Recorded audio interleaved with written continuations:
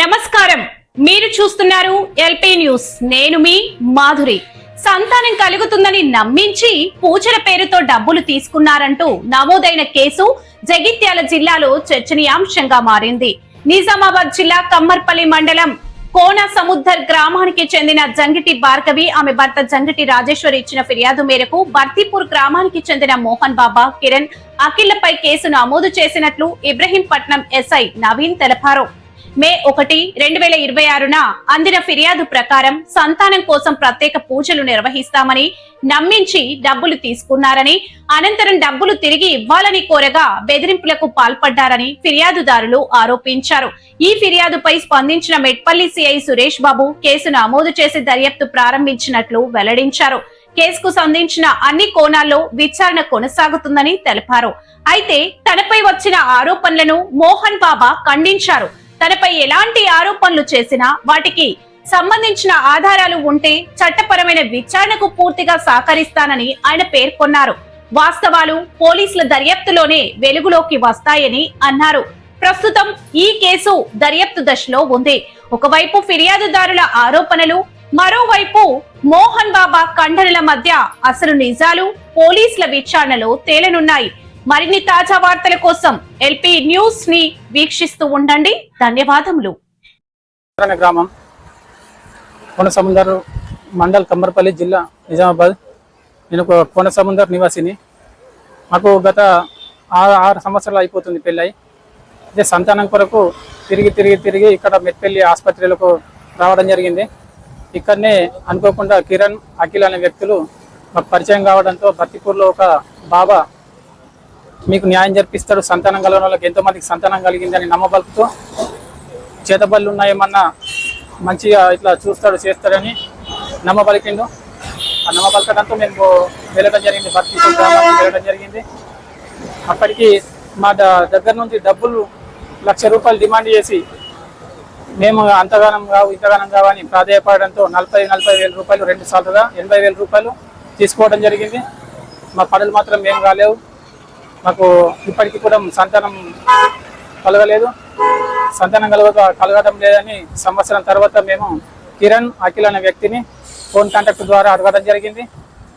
అయితే వాళ్ళు ఎట్టకేలకు డబ్బులు ఇస్తామని మాకు 4 రోజులు 5 రోజులు అనుకుంటా మోసం చేయడంతో ఇంతకుముందే నేను ఒక పేపర్ ప్రకటన ఇచ్చిన. ఆ పేపర్ ప్రకటన ఇక్కడ మెట్పల్లిలో ఒక ఆంధ్రప్రభ ద్వారా నేను నా ఫోన్ స్టేటస్లో చూసుకొని ఆంధ్రప్రభ పత్రిక ద్వారా నాకు న్యాయం జరుగుతుందన్న ఉద్దేశంతో అందరికీ నమస్కారం. నిన్న అనగా తేదీ 31/5/2026 రోజు ఇబ్రహీంపట్నం పోలీస్ స్టేషన్ లిమిట్స్లో జంగిటి భార్గవి అనే మహిళ 26 ఇయర్స్ ఉంటాయి. కమ్మర్పల్లి మండల్ నిజామాబాద్ డిస్టిక్ సంబంధించిన వ్యక్తి. కోన సముద్రం ఆమె గ్రామం. ఆమె బర్తీపూర్ ఇబ్రహీంపట్నం మండల్ బర్తీపూర్ గ్రామంలో మోహన్ అనే వ్యక్తి శివాలయం మరియు దర్గా దగ్గర పూజలు నిర్వహిస్తూ సంతానం లేకపోతే మా దగ్గర పూజలు చేయించుకుంటే సంతానం కలిగిపిస్తాం అని చెప్పి ఈ బాధితురాల దగ్గర 40,000 అమౌంట్ తీసుకున్నాడు. బట్ మాకు ఎలాంటి పిల్లలు జరగలేదు కాబట్టి పూజల పేరుతోటి మమ్మల్ని నమ్మించి మోసం చేసి మా దగ్గర ఒక 40,000 తీసుకున్నాడు అని చెప్పేసి కంప్లైంట్ ఇవ్వడం జరిగింది. దాని మీద కేసు నమోదు చేసి దాని మీద ఫర్దర్ ఇన్వెస్టిగేషన్ చేస్తున్నాను. దానికి రిలేటెడ్గా కొద్ది రోజుల నుంచి సోషల్ మీడియాలో వచ్చే కథనాలు వాటి మీద కూడా ప్రాపర్గా ఎంక్వైరీ చేసేసి దాంట్లో ఏదైనా సరైన ఆధారాలు లభించిన బాధితులు ఎవరైనా ఇన్ఫర్మేషన్ ఉన్నా కానీ దాని మీద మేము ఫర్దర్ కేసులు చేసేసి ఎంక్వైరీ చేసేసి షూట్ క్లియర్ చేస్తాం. మీపై సంతానం కలుగుతుందని చెప్పి డబ్బులు తీసుకున్నారనే ఆరోపణలు వస్తున్నాయి. దీనిపై మీ స్పందన ఏంటి? డబ్బులు తీసుకున్నారని ఆరోపణలు వస్తున్నాయి అని చెప్పేసి అనన్న మాత్రం నిజాలు అయిపోతాయా?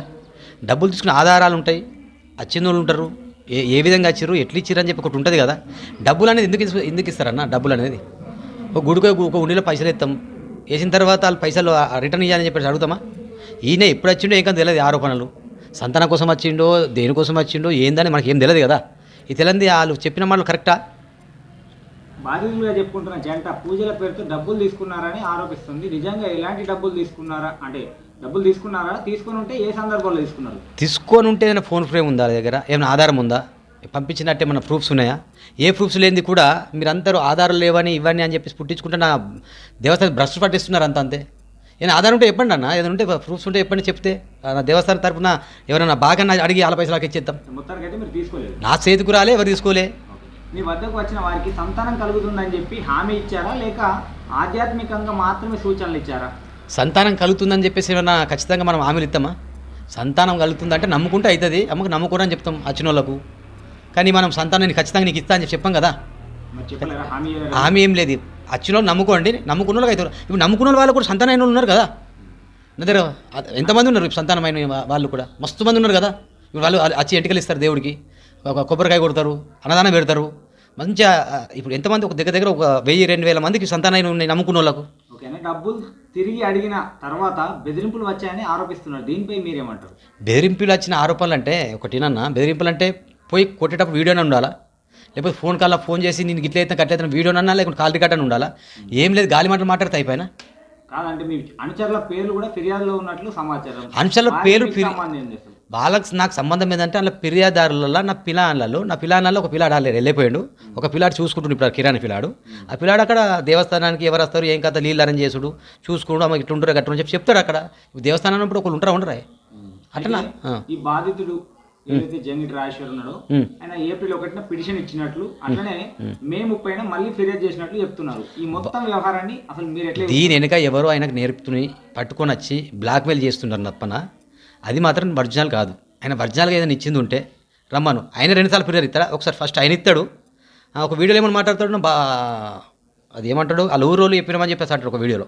సెకండ్ వీడియోలో ఏమంటున్నాడు, అఖిల్ కిరణ్ అనే వ్యక్తులు వచ్చిన దగ్గరికి హాస్పిటల్కి వచ్చి బలవంతంగా బాబు దగ్గర తీసుకుపోయారని చెప్తున్నారు. అది నిజమా? అది నిజంగా ఉందా? ఫస్ట్ నువ్వే 2 రకాలు మాట్లాడుతున్నావు కదా. నీకన్నా అర్థమవుతుందా మాట్లాడే విధానం? ఫస్ట్ వీడియో ఏమంటే మాట్లాడుతున్నావు, సెకండ్ వీడియో ఏమని మాట్లాడుతున్నావు, నువ్వు ఇచ్చిన కంప్లైంట్ ఏంటి? ఫస్ట్ అక్కడ డబ్బులు ఇచ్చినామని చెప్పి 40,000 అంటున్నావు, ఒకసారి 50,000 అంటున్నావు, ఒకసారి 46,000 16,000 అంటున్నావు. ఎక్కడ ఇచ్చినావు, దేనికి ఇచ్చినావు? ఇచ్చిందంటే ప్రూఫ్ తీసుకురా. ఒకవేళ నువ్వు ఇచ్చింది కరెక్ట్ ప్రూఫ్ వెళ్తే, ఖచ్చితంగా ప్రూఫ్ వెళ్తే ఏమైనా అప్పు తీసుకొచ్చినా నీ డబ్బులు ఇచ్చేస్తాం. అర్థమవుతుందా? మీపై వస్తున్న ఆరోపణలకు ప్రజలకు మీరు ఏం చెప్పాలనుకుంటున్నారు లాస్ట్గా పైన? ప్రజలకు ఏం చెప్తలే, వచ్చిన ఆరోపణలన్నీ ఒక కుట్ర సాధింపుతోని నా మీద వస్తున్న చర్చ. అన్ని అనేకమైన మా ఫ్యామిలీ ఫోటోలు కొన్ని యాకి వేసుకొని, లేకుంటే నా మీద ఒక ఫోటో వేసుకొని అన్ని యాకి వేసుకొని అన్ని కొన్ని హృదయాలే క్రమికాన్ని చేస్తారు. ఇది గత 4 నెలల నుంచి నడుస్తుంది. నేను ఒక 4 నెలల కింద కొంచెం ఒక ఎలక్షన్ నిలబడడం జరిగింది. ఆ జగన్ వల్ల ఓడిపోయినాం.